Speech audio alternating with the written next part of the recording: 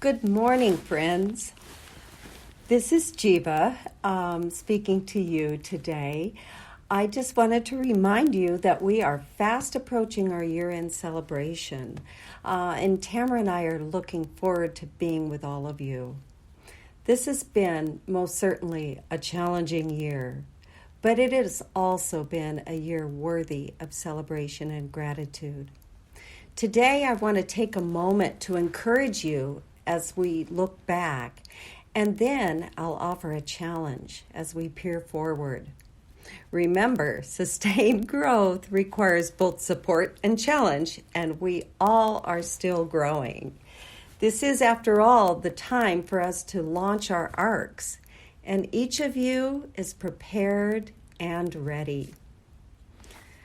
Looking back at this past year, Jerry Lee Lewis would have said there was a whole lot of shaking going on.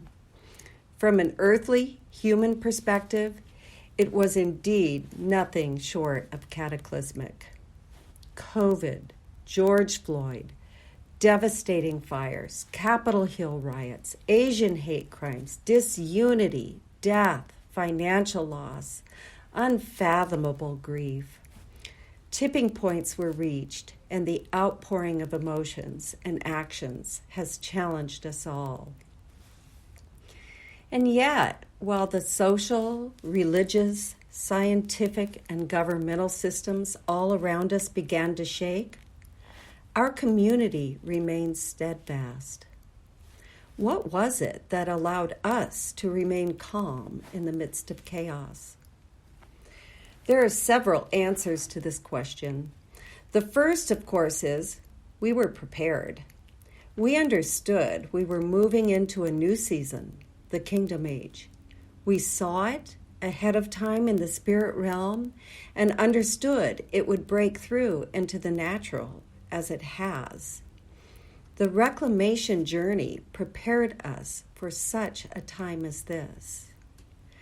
Second, we understand the heavenly vantage point, and we access it when trying to comprehend this season we are in. God speaks into our community through our prophetic voices.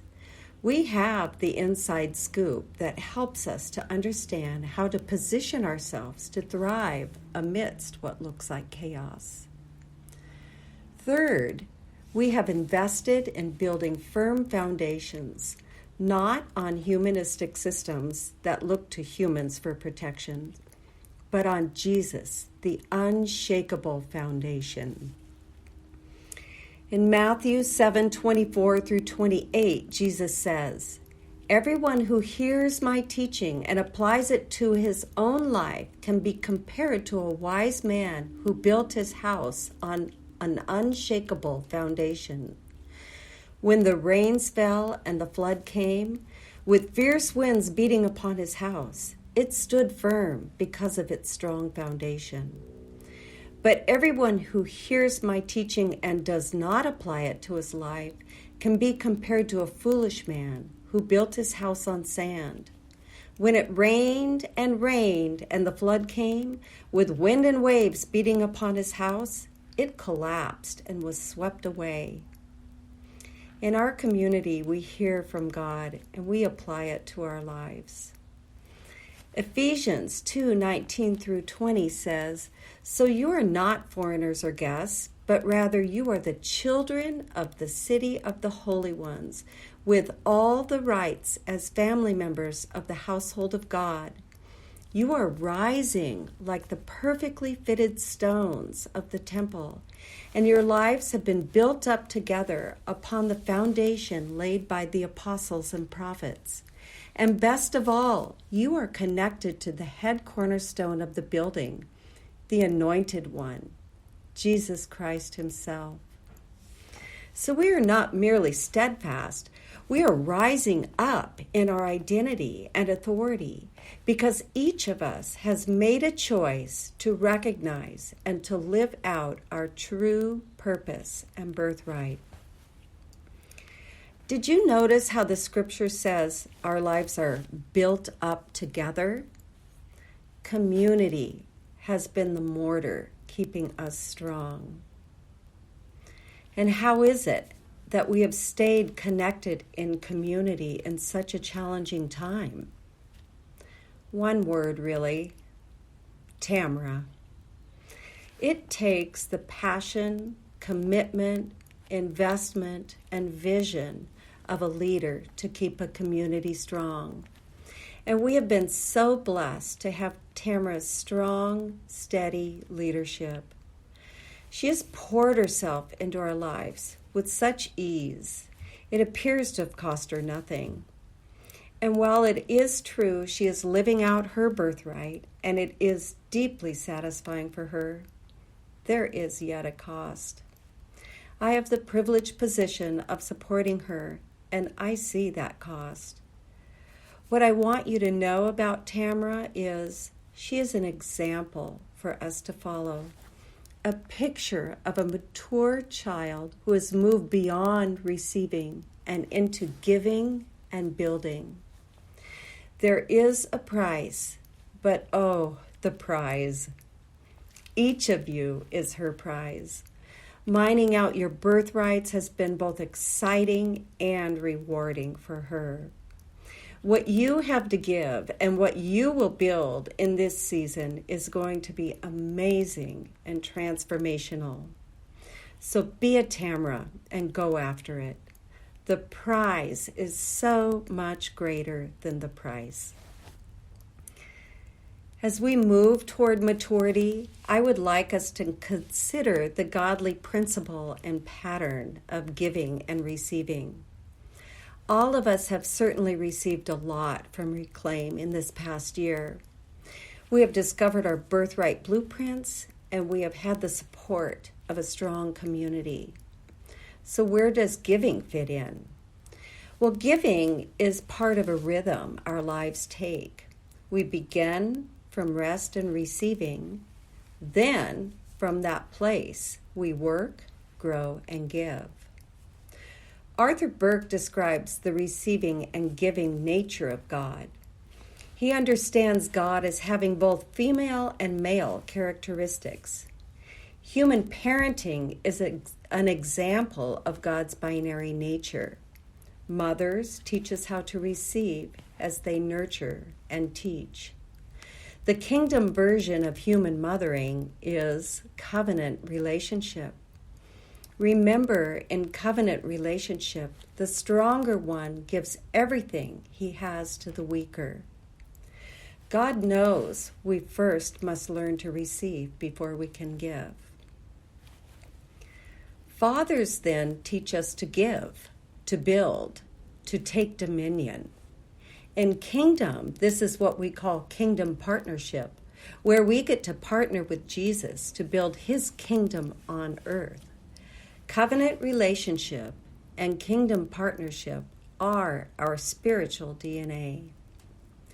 Now is our season to give. We are the forerunners in this kingdom age.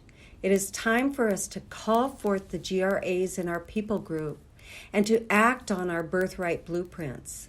Remember, this will take everything we have to do it, but it will be good for God and it will satisfy the desires of our hearts.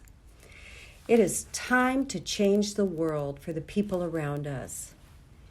It is time to give back to God. It is time to show gratitude. This is the pattern and principle we are called to live out. Taking time to recognize what we have received ourselves leads our hearts to gratitude and generosity. I'm asking for each of you to do just this. Take some time and reflect on what has been poured into you this past year. Then consider taking a step into maturity as a child of God and giving to the one who has poured so much into you. And by this, I mean Tamra. Tamra is in a new season in her own life. In the past, God has provided financially for her through bills so she could be unhindered in her kingdom work.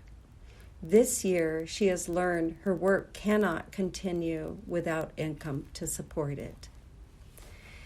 Each of us has seen how important her work is firsthand. Our lives have forever changed through what she has taught us. It is time for us to rise into our maturity and pour forth for her so God's work can continue for the other GRAs to come. And they are coming. Let's be ready for them. Finances are an invaluable piece to investing and expanding the ripple of the reclamation journey.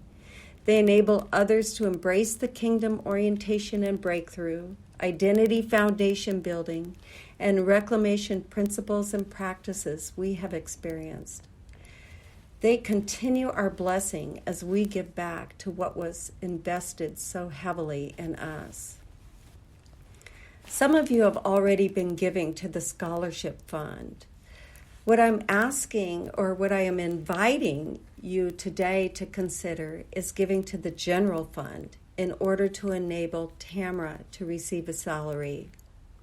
I encourage consistent monthly giving as it keeps the investment going and gives you the joy of partnering with God in His invaluable work.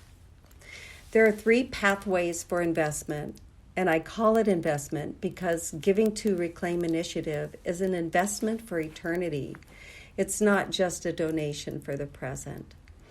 So I will email these 3 ways out to you, but just briefly, they are bill pay, and that's a one-time setup in your bank account.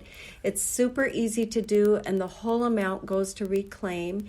You'll set it up as 3 candelabras, and you'll need Tamara's address, which I will email. The second is PayPal, and the best option is to set it up under your own PayPal account under Family and Friends, and that goes to 3 candelabras as well. If you go through the Reclaim Initiative website, they will charge, they will take out 2.75% fee, but if you go through your own PayPal account, they will not take out that amount. The third way then is to send a check through the mail to 3 candelabras. And so I will email all of that to all of you, but I just want to thank you for joining me today, and I just am hoping that together we can move into our full maturity and build on what we have so generously received. I love you all, and I look forward to seeing you on Monday night. God bless you.